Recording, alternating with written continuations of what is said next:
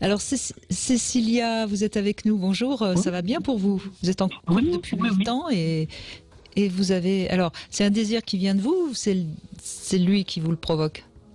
Comment vous diriez Je ça? crois il me semble que c'est les deux, en fait. C'est-à-dire que j'ai le sentiment d'être portée. Je ne sais pas comment le dire autrement. C'est quelque chose qui est assez Mhm. nouveau parce que mon partenaire d'autrefois, je sentais des choses, mais c'était par intermittence. Là, j'ai l'impression d'être portée en permanence. Donc, en fait, on dirait une sorte d'échange, d'un va-et-vient de l'un à l'autre. Mais je n'ai pas 20 ans, donc je n'ai pas expérimenté ça quand j'étais plus jeune.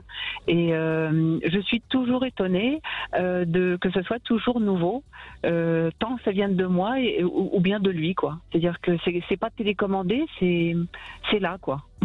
Vous êtes ensemble depuis combien de temps, Cécilia? Là, ça va faire la 8e année. La 8e année. Et je peux vous poser une question un peu plus intime. Quelle est la fréquence de rapport sexuel? On va faire 3 à 4 fois par semaine. Ah, ok. Donc le système, il fonctionne très bien, alors. Parce que vous On auriez est pu en me dire division aussi, 1, vous là, savez, le on fait couple, ça hein. une fois par mois, on fait ça. Et oui, une fois par mois. Mais c'est 3 ou 4 fois par semaine pour maintenir ça pendant 8 ans. Bravo, chapeau. Hein.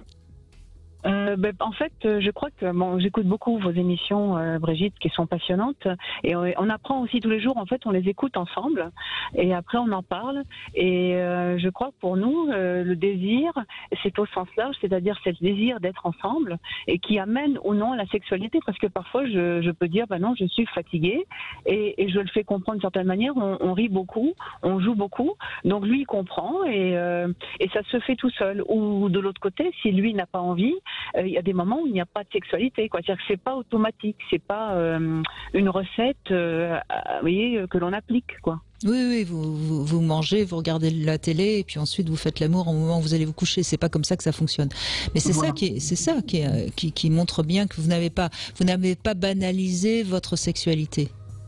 Alors c'est ça, c'est en fait moi dans ma vie depuis toujours, je supporte pas, comment dirais-je, la routine, je supporte pas, j'aime le nouveau, et il s'est trouvé que je crois que je le découvre tous les jours, inconsciemment, j'ai choisi un partenaire qui m'amène tout le temps quelque chose de nouveau, mais moi aussi, c'est-à-dire que j'alimente ou par un petit mot, ou il y a 2 jours on a inventé un nouveau jeu de mots qui est très rythmé, on se le dit, on éclate de rire, mais peut-être dans 2, 3 jours de nouveau on va en trouver un autre.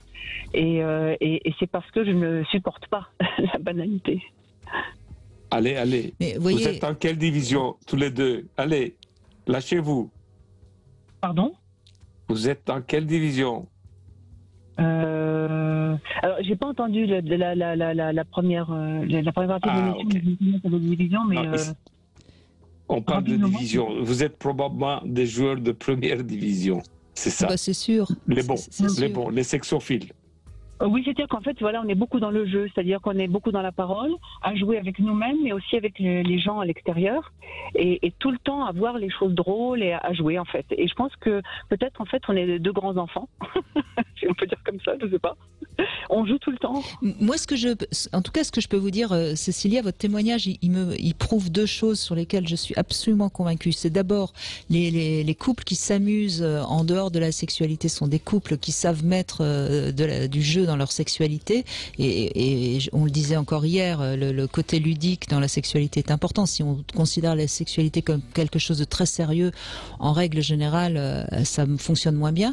Et puis la deuxième chose dont vous parlez, et qui me semble aussi essentiel, c'est qu'il y a de la surprise. Et se surprendre, c'est reprovoquer de l'érotisme. Il est évident que, comme je le dis souvent, si on regarde toujours le même film, on finit par s'enlacer. Si on regarde des films différents, on a envie de continuer à regarder des films. C'est ça, c'est exactement ça. À chaque fois, il me surprend. Parfois, c'est même parfois un peu déstabilisant parce que c'est pas tout à fait ce que j'attendais, mais c'est autre chose. Mais c'est toujours une autre chose.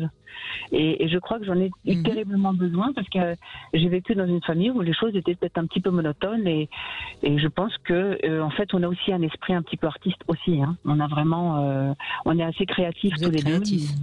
Oui, Oui, oui. oui. Mais aussi, on cherche à s'alimenter en permanence à l'extérieur aussi. On n'est pas parfait, quoi. Ça veut dire quoi? C'est-à-dire que tout est prétexte à jouer. Si on trouve, il n'y a pas longtemps, il y avait un monsieur qui avait presque perdu sa chaussure dans la rue, et je me suis approchée de lui, j'ai dit excusez-moi, attention, il y en a une qui s'appelle Cendrillon, elle s'est trouvée un prince charmant, maintenant on ne sait pas comment font les princes, enfin vous voyez, toutes les substances pour rire, pour tourner en dérision une situation, et ça fait partie de la vie, quoi. Et donc du coup après ça nous alimente nous dans notre relation, et on le transpose dans notre vie, quoi. Ok, donc c'est pas ouvrir, donc c'était pas dans le sens de ouvrir notre couple vers d'autres horizons, c'était pas ça? Ah non, pas du tout, non, ça non. Ah, okay. J'ai mal interprété, excusez-moi. Non, il n'y a pas de problème. Non, j'ai pas bien saisi cette idée-là, c'est plus, comment dirais-je, probablement inconsciemment pour ne pas finir comme un soufflet qui retomberait. On a aussi besoin du rire du monde, quoi. On n'est pas enfermé l'un sur l'autre, c'est ça que je veux dire. Oui, bien sûr, mais vous avez raison. De toute façon, le monde extérieur nous apporte aussi une richesse on n'est pas obligé pour ça de forcément avoir envie d'expériences sexuelles ailleurs.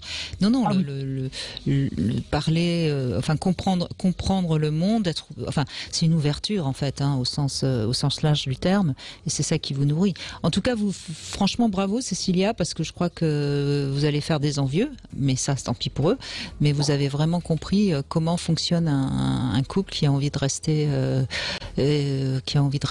dynamique, hein. Je crois que c'est ça qui est important, c'est de toujours être dans le désir de vivre, de s'amuser, de se surprendre. Bravo. Merci Cécilia.